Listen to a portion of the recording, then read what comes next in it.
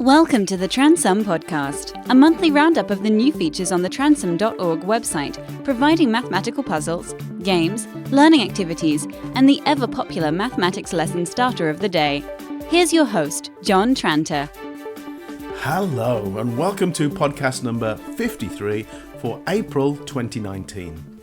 You can find a transcript of this podcast at transum.org/newsletter.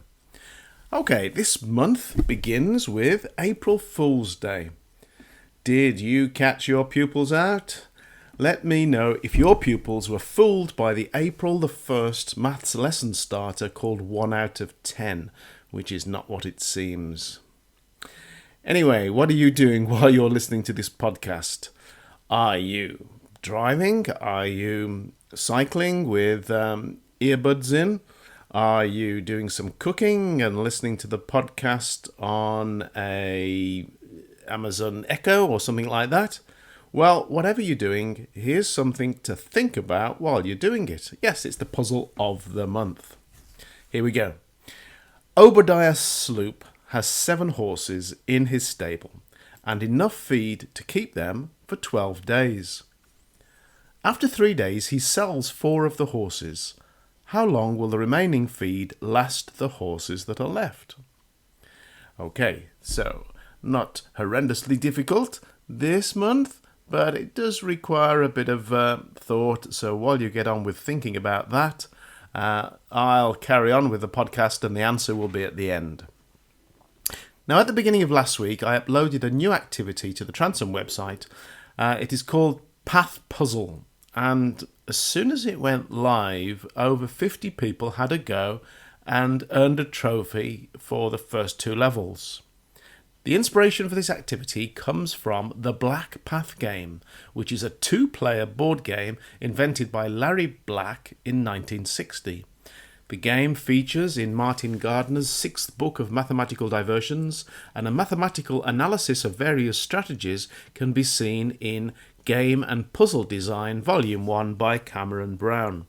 Now that's a freely available online ebook, and I've put the link at transum.org/newsletter. Now the Transum version of this game is called Path Puzzle, and it's presented as a puzzle rather than a game. But the level 8 game puzzle board can be used to play the game, if you see what I mean. So you'll need to have the pupils seated in pairs at computers if you want them to play it as a game. And altogether there are 8 levels. The difficulty increases quite dramatically, actually, between the levels. No one yet, including myself, has managed level 8, but it is definitely possible. So you could well be the first. Have a look at that, Path Puzzle. In my retirement, I have become a bit of a digital nomad. I've just bought a brand new Dell laptop, which I'm very excited about. And I'm now looking forward to benefiting from its higher specs to update the website from wherever I am in the world.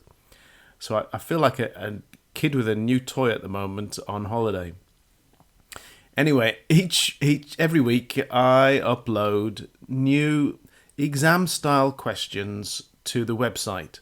So these are questions that have appeared on recent GCSE, IB, A-level sort of standard question papers, but the wording and the numbers I've slightly changed just so that the pupils have something different to practice with, even if they've already done those past papers.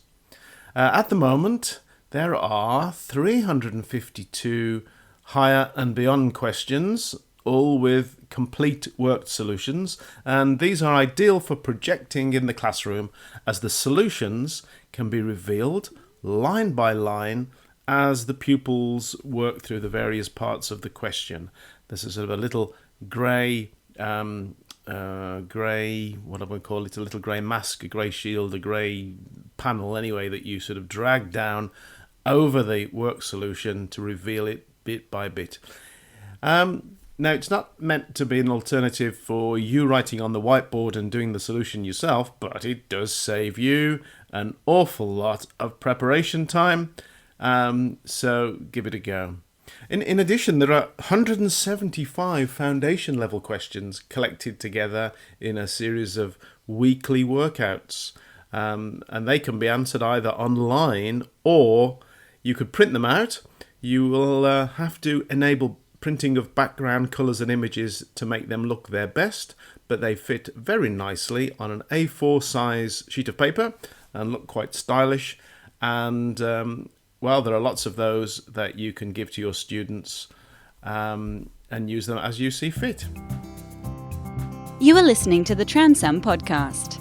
You can find Transum Mathematics at www.transum.org. Right, now for those of you that like the daft, unusual yet mathematical activities on the Transum website, here's something new in the form of a sort of a PowerPoint style presentation. Here we go. This poem is numeric. It starts at 1, then rises. Each number gets a 4-line verse packed full of math surprises. The challenge is to make a guess to predict the final line. What properties will be revealed of the numbers 1 to 9? Okay, well, this poem goes on and on, talking about the numbers 1 to 9, and you'll have to go to the number rhyme page to see the rest of this crazy idea for your maths lesson and see if your students can predict the final line of each of the verses about the numbers 1 to 9. And I don't really want this to be a closed activity, and even though I have given you what I think the final line is, of course there are lots of different correct answers. As long as it rhymes and it has the right number of syllables and is mathematically correct, of course, then it would be correct. So, changing the subject again, and this time let's change it to percentages. Don't forget to tell your pupils that if they are struggling to mentally work out something like 24% of 50, that they can switch the numbers around and work out 50% of 24. Because it will give the same answer, and of course finding 50% is very easy, isn't it? So finding a percentage of a quantity is an example of a commutative calculation with a little bit of artistic license, I guess. Not all operations are commutative, so subtraction certainly isn't. 10 minus 1 is not the same as 1 minus 10. But this little handy trick can help pupils improve their ability to do this type of calculation quickly if they find that the switch makes it easier. So they can practice with 12% of 50 or 4% of 25 or 75% of 10 and lots more. And there's plenty of percentage activities on the percentage topic page. The link is in the newsletter. Last month, I welcomed new or returning subscribers from Australia, Canada, Cayman Islands, China, Hong Kong, India, Italy, Korea, New Zealand, Singapore, the United Kingdom, and the United States.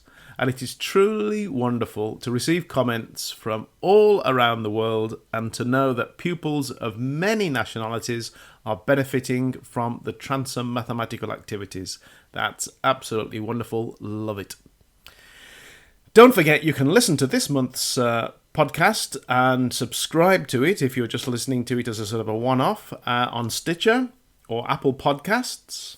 And you can also follow Transum on Twitter. And what else? Oh, you can like the Transum Facebook page. Yes, you see, it's all over social media.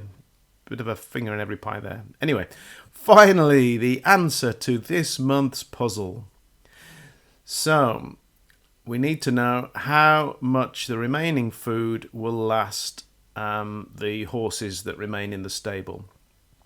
So the total amount of horse feed at the beginning is 7 times 12, which is 84 portions. The amount of horse feed eaten during the 3 days is 3 times 7, which is 21 portions. And the amount remaining at the beginning of day 4 then is what you get, the difference between those two numbers, 84 minus 21, which is 63. And this will last the remaining 3 horses. 63 divided by 3 is 21. So 21 days is the answer. That's all for now. Bye.